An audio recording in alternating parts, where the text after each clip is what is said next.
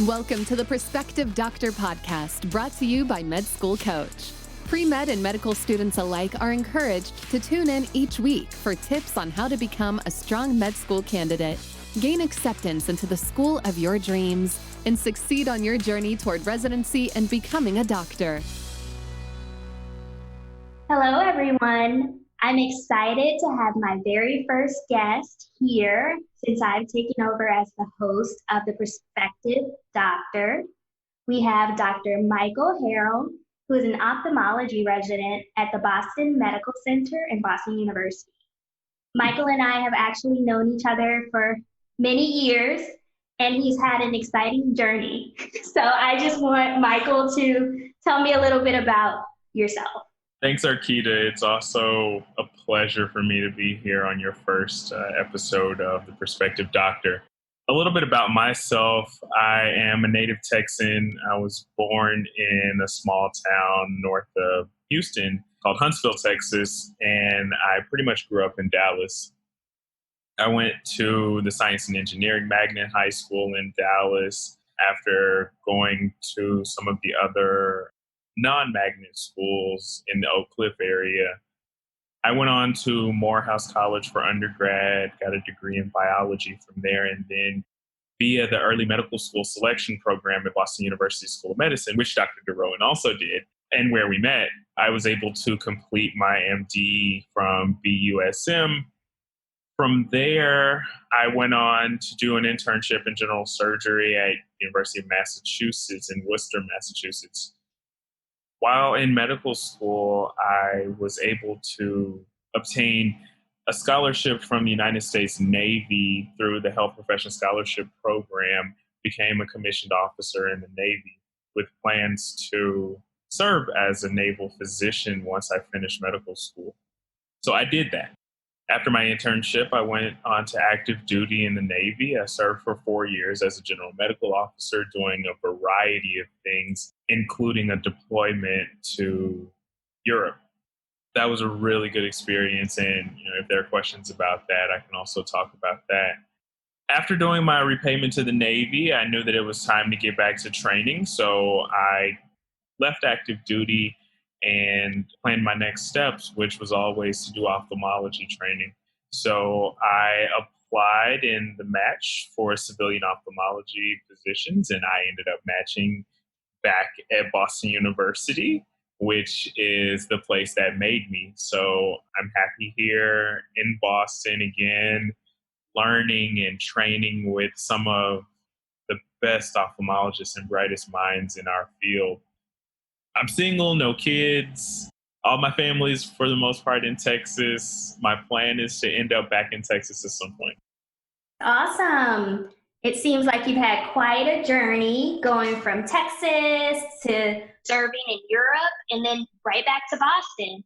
So it's kind of come back full circle. So it'll be very interesting if you end up in Texas after this. I hope it's that interesting because I certainly want to. I've been away from home for a long time at this point, and I miss my family. Can you tell me what made you choose ophthalmology? I think in most medical school curricula, ophthalmology is one of those surgical subspecialties that isn't really discussed much outside of the neuroscience conversation about visual pathways and kind of the deep science. No one really gets much of an exposure to the field of ophthalmology unless they really know about it ahead of time and seek it out. So while I was in the early medical school selection program at BU, one of the summers I was assigned to a mentor. And my mentor, Dr. Edward Feinberg, who is a chair emeritus of our department at BMC, as well as retired vitreoretinal surgeon, he exposed me to ophthalmology as I know it today, really. And this was very early in my medical school career. So I just really fell in love with the disease processes. They're just so interesting to me. There's so much variety in the day. There's so much variety in the way that we can all practice you take 3 ophthalmologists and ask them what they do and how their days look, you will get 3 different answers, which is really cool. When I get tired of being in clinic all day, seeing patients, I can run away to the operating room and have a day full of surgery. And generally, our surgical procedures are relatively short, not as long as other surgical specialties, but in a lot of ways, we get so much instant gratification. When you take out a cataract and give someone a new intraocular lens implant, and then they wake up from the anesthesia and the next day, their vision's close to 2020 or 2020, there's no greater feeling than the patient just thanking you for changing the way or even restoring the way they interact with the world through their vision. So ophthalmology is awesome. The lifestyle is also great, which a lot of people may not talk about as much, but there isn't a lot of emergency. There isn't a lot of call as an ophthalmology attending for the most part. The pay is on the higher side. And I believe our profession has very high satisfaction ratings consistently.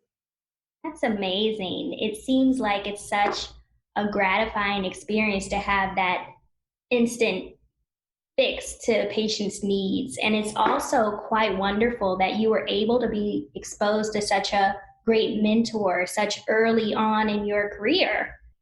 Yeah, one patient I had, right now I'm doing a rotation that's 12 weeks long at Boston Children's Hospital, and this is where we get the majority of our pediatric ophthalmology experience. And mind you, Boston Children's Hospital is arguably one of the best children's hospitals in the world. So I'm learning from world leaders and experts, people who literally wrote the books and developed surgical techniques that people across the country and the world use.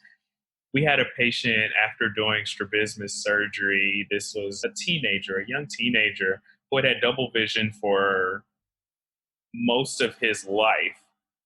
We did eye muscle surgery and he woke up in the PACU and we were checking his vision and checking his alignment because we did an adjustable procedure where we could actually do more adjustments on his eye muscles in the PACU if he wasn't as aligned as we wanted him to be.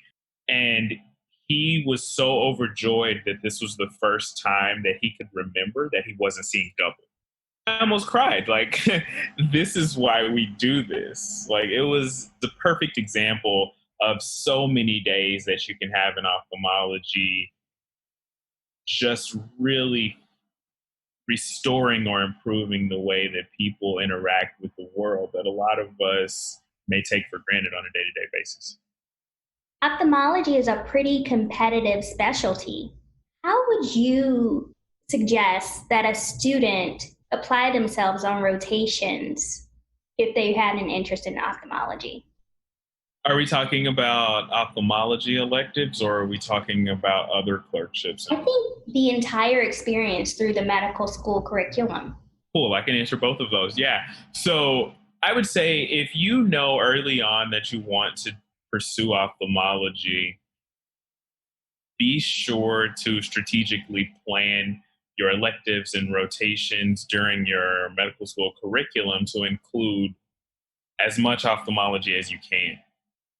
Outside of traditional clinical rotations in ophthalmology, I even found a rotation that was a quality improvement elective, and I found an ophthalmology attending to do a QI project with. Wow. So I had clinical electives in ophthalmology. I did away rotations in ophthalmology through the military. And then I also had this QI elective that I turned into an ophthalmology elective. So that's one way, be strategic and persistent. And then another way is to find ways to create experiences to learn more about ophthalmology during other rotations. I did neonatal intensive care sub-internship when I was in medical school.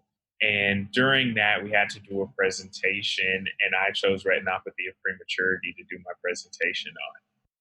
So that was a way that I satisfied the requirements of the rotation, yet I still took the opportunity to further enhance my knowledge of ophthalmology, even while doing something that was non-ophthalmology. And people may ask, why did you do a NICU sub-I? And I did the NICU sub-I because I really like babies. So that seemed to be the coolest option for me. That sounds like great advice. And it kind of moves me into my next question because it hit on that. But I want us to think outside of ophthalmology and just as medical students in general.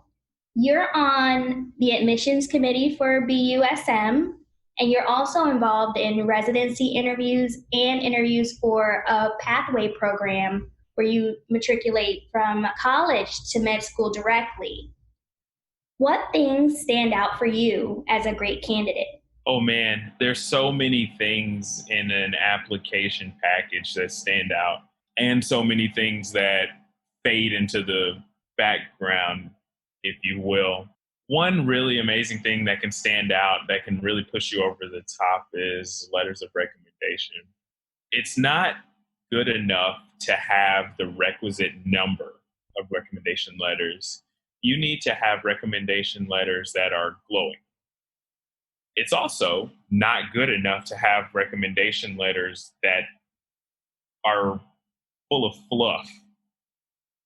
You need to have recommendation letters that are glowing and substantive and written by people who can prove through the letter that they got to know you. If you can have someone who is respected, spent a good amount of time with you doing clinical work or research or community service, and they can say, in maybe not even these exact words, but they can convey, I would love for this person to be my colleague one day. Or if I had a problem with my eyes, I would love for this person to take care of my eyes or to take care of my kids' eyes. That speaks volumes to me. Another part of the application that stands out to me is things that you did outside of traditional medical school work.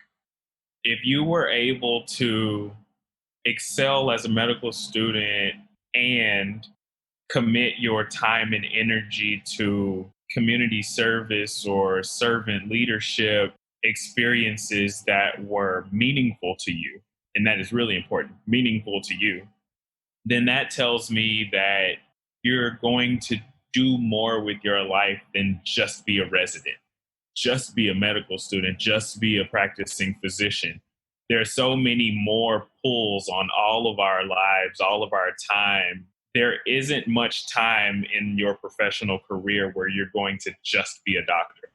People are going to expect you to take an active role in the leadership of your department, or to mentor students, or to do research, or to run a research program, or to take a leadership position in your professional society or professional organization. You may be called on to be a leader in your church or in your community. So there's never going to really be the time when you can just learn how to juggle all of these things. So you need to start practicing that early. And why not practice that as a medical student? You have much more protected time at that point. Absolutely. And I loved what you said about making sure that it's something that's meaningful to you. A lot of people look into different organizations, whether or not they're student interest groups or volunteering in a nursing home if you want to be a geriatrician or something like that. But it's okay to want to dance or to host a podcast or to do something outside of medicine. As long as you're passionate and you can explain why you want to take leadership in that, it's okay. And that is the key, being able to explain to other people in a way that lets them know that you are actually passionate about it. That makes me think about people who do research for the sake of doing research. Yes, you have 10 publications. Yeah, that's awesome. That means you did a lot of work to make that happen. But if when you're talking to me about the research that you've done or the paper that you're the second, third, fourth, 10th author on, and your eyes don't light up and you're not glowing while you're describing this, then that makes me think that you did this just for the sake of this application and not because you're really interested in it. I always say one good extracurricular is better than 10 I meaningless agree. ones. And on that topic, what types of things would you advise that a student avoid? So they should avoid lying. That happens? That is one of the biggest things you should avoid. Don't make things up because you never know who you're going to be talking to in an interview. Someone's little brother or someone's cousin, someone's spouse may know people who did this or may be a part of this organization or group, and they may call you out on it and you don't have the right answers. That's going to tank that interview very quickly. So be honest, be upfront. Don't gloss over things that are less than favorable in your application.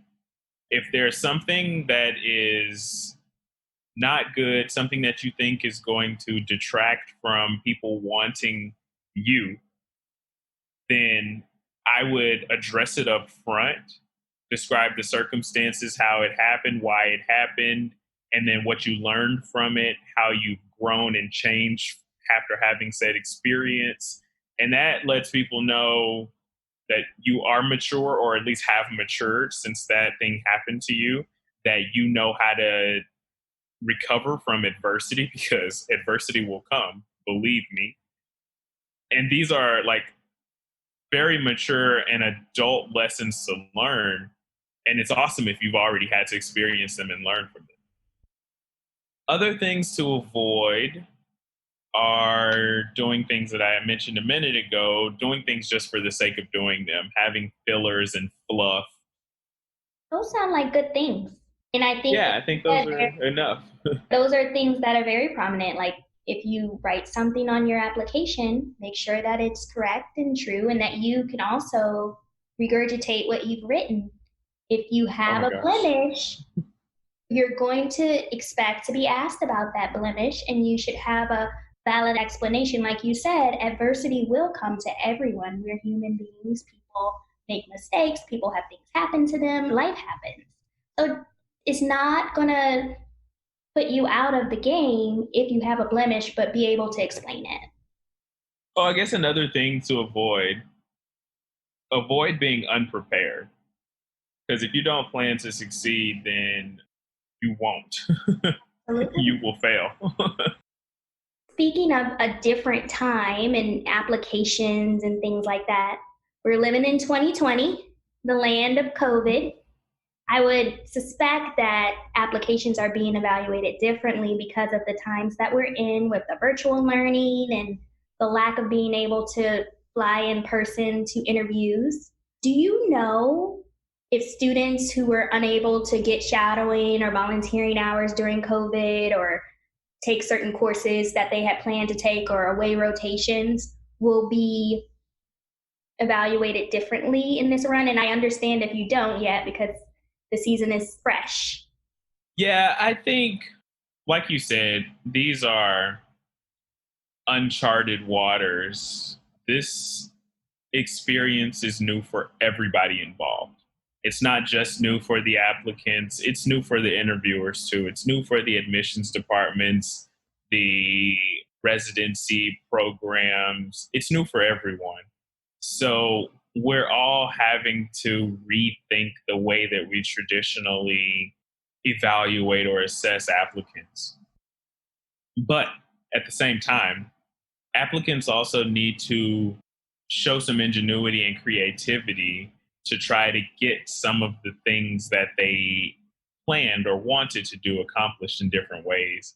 I heard an idea yesterday while I was on a Zoom webinar about how to be a successful applicant for ophthalmology residency. And this idea, it kind of stuck with me because it was quite innovative and it was a really good idea. So this was a senior attending ophthalmologist saying he did a virtual research project with a student that took them probably a few weeks. So there are ways to get substantive research, ways to get substantive and meaningful shadowing experience in the specialties that you're interested in or in other specialties, really. There are projects that still need to be done that don't require being in person. Phone calls, Zoom meetings, participating in telehealth visits with the attendings. These are all ways to get FaceTime and to really develop the relationship with attendings outside of the traditional clinic setting. So, yes, I believe applications are going to be evaluated differently. How that's going to really look is kind of yet to be decided, and it's probably going to look differently for every individual interviewer. But all is not lost. There are so many other ways to skin this cat, but it's going to take some creativity. And it's also a reminder that all the applicants are in the same boat. Absolutely. We're all in this together. It's a process and we're learning from it and we're adjusting to it. So I think that that's great to point out. Like, you're not the only one who has to go through this process this year. There are so many changes coming down the pike that are going to really rock this interviewing and application process. Specifically, step one is going to pass fail. And, there's this question of whether step two is going to be weighted more heavily in the future. No one knows. And these 3-digit numbers make up generally a very small part of the application as a whole. So I would focus much more on trying to be the most well-rounded applicant that you can be. Talk to mentors, talk to advisors, talk to other applicants, and figure out what other people are doing. Pull together some really good ideas and then strengthen your application however you can. Absolutely. I think that that's excellent advice. What would you have to say to a student who is applying to medical school or residency who may not get an acceptance on their first try? I would say if you get knocked down, you have a couple of options. You have probably 3 options, I would say. One of those options is to stay down. I think that's the least desirable option. The second option is to get up and walk in a different direction. And some people may need to do that. Some people may choose to do that. This may not be for you. And that may be a hard pill to swallow, and it may take a lot of mature self-reflection, but this isn't for everybody. And there may be some conversations that people need to have with themselves to figure out, why was I not successful? Maybe some of this is on me. Maybe something I need to do differently. And then the third one is to get back up and run back towards that goal that you were approaching. I've been knocked down before. I laid there for a few minutes. I cried and licked my wounds. And then I got up and called some of my mentors and said, hey, I think you've been through this before. What should I do? What are my steps? Who should I be calling? Who should I be emailing? What do I need to do to get back on track? And then I got back on track. And then later, I fell again. Did the same thing, got back on track. And then I made it to where I wanted to be. So it's going to happen unless you are the luckiest, most prepared person in the world. You are going to experience some setback, whether it's small or large, catastrophic or minuscule, immaterial. You're going to experience a setback, and you got to really figure out what you want to do and how you want to recover from that. The most successful of us are the ones who recover quickly. I love how you broke that down into the 3 avenues that you have to make a logical choice and decide to go forward with. And the other thing that I love, as you and I and our friend circle have kind of coined, using our mentors, like using our resources. We call it our personal board of directors, where you have people that you trust that are in it for your best interest. So you should realize when you fall down, you shouldn't suffer in silence. So talk to your friends, talk to people you know in your class who've gone through similar things. Talk to your family. If you have family that doesn't understand medicine, there is someone who does. Or even talk to us here on this show. I think in the future we may allow for some question and answer sessions or listener letters or something. But if we don't know the answer or your friends don't know the answer, someone will find someone who does because no one has ever experienced things alone. I think that's great advice. I would also say that it's probably understated how much good advice you can gain from someone who's outside of medicine. People who are outside of this world that you're in may have a fresh take, be able to give you this wonderfully simplistic perspective that you never even thought about this, super complex, convoluted problem with multiple layers. And they'll just drill down to the center of it and say, well, why don't you do this? Or why didn't you prepare this way? Absolutely. And that simple approach can be life changing for you. Yes. So don't be afraid to call and talk to your mom who may not be in medicine and have her give you one of those, pep talks from your childhood. It's okay. That is all right. And those people should be on your personal board. I know I talk to my mom multiple times a day, and she's not in medicine, but she gives very great advice. So I would definitely use your resources. Absolutely. Another thing, as we talked a lot about activities earlier, you're quite involved in the Student National Medical Association and the National Medical Association. Can you tell us about that journey and how it's impacted you as a physician? Sure.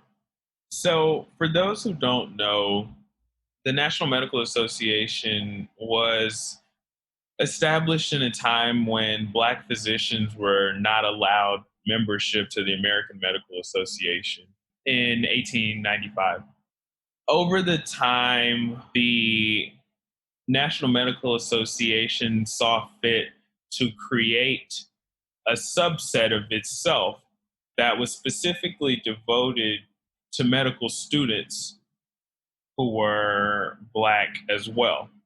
The American Medical Association had a similar organization, or has a similar organization called the American Medical Student Association.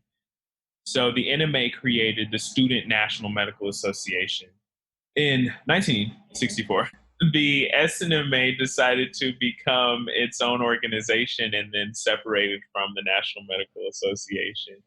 So these are national nonprofit organizations that are devoted to supporting, recruiting, maintaining underrepresented individuals in medicine. So when I went to BUSM for medical school, I discovered the SNMA. I'd never heard of MAPS before while I was in undergrad. MAPS is the undergraduate arm of the Student National Medical Association. It's the minority association for pre-medical students. I didn't know about MAPS. So I learned about the SNMA through my interactions with other Black medical students at BUSM. I learned about the things that they did in the community, going to local churches and doing health fairs and linking up with other Black medical students in the New England region and having conferences and supporting each other and really being a family in the medical school. And I just knew that that was something that I needed to be a part of. So I, of course, being me, jumped in it head first. The first year of medical school, I became one of the co-presidents of the chapter. Second year, I was a co-president as well. I went to the SNMA's national conference, which happens in a different city every year. And this is the largest, most wonderful celebration of Black medical students in the country. It is awesome. I drank the Kool-Aid, and I knew that I needed to be a voice. I needed to have a role in the leadership of this national organization one day. So I came back to school after that first conference I went to in Chicago. and I gathered my personal board of directors, Arkita being one of them. And, it was an awesome thing because you and Carrie Claudia were both national leaders in the SNMA at that point. Kara Lee was the associate regional director at that point. So I talked to all three of you about what I needed to do to get to where I thought I wanted to be in SNMA leadership over my years in medical school. And then Brittany and I, my Spelman sister, we sat down and we charted a plan for how I was going to strategically get to the role that I wanted. And I thought at that point I wanted to be national vice president by the time I was a fourth year. That changed. But we decided which jobs I wanted to do each year that would help me get the requisite knowledge and experience that I needed to become the national vice president by the time I was a fourth year. So over those years, that turned into me being a regional director, me being on the National Internal Affairs Committee, me being one of the co-chairs of the Internal Affairs Committee, me being the national parliamentarian. And I loved the SNMA so much. I loved the leadership of the SNMA so much that once I graduated from medical school, I didn't leave the SNMA. I was already a life member of the SNMA.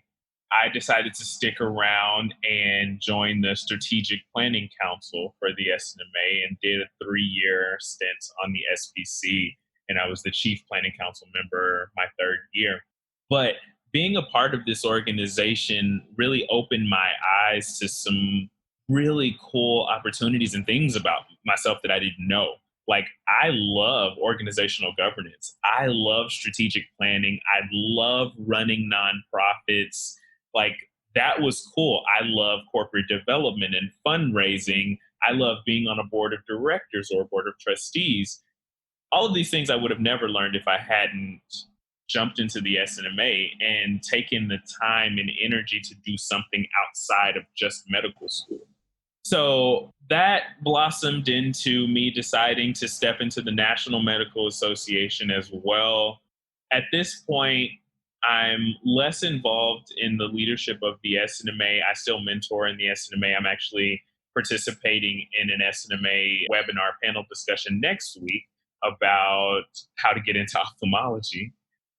But that led me to finding something that I cared about within the NMA, jumping into that.